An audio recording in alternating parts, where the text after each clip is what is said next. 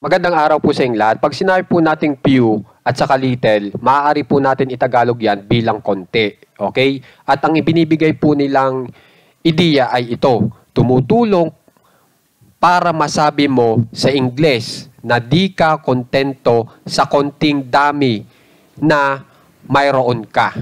So yan ang ibinibigay po ng few at little.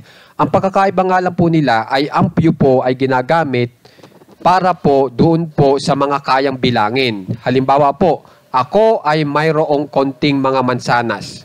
Di ba ito pong mga mansanas ay kayang bilangin?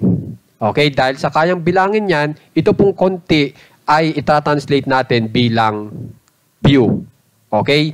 At dito sa sentence natin na ako ay mayroong konting mga mansanas, tapos tinranslate nyo bilang I have few apples, ang ibig nyo pong sabihin ay di po kayo kontento o dismayado po kayo sa dami ng apple na meron po kayo.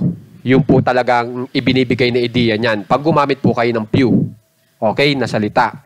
Samantala po, ito pong little ay ginagamit naman po doon po sa mga di kayang bilangin. Katulad po nitong water o tubig. Binigyan niya ako ng konting tubig.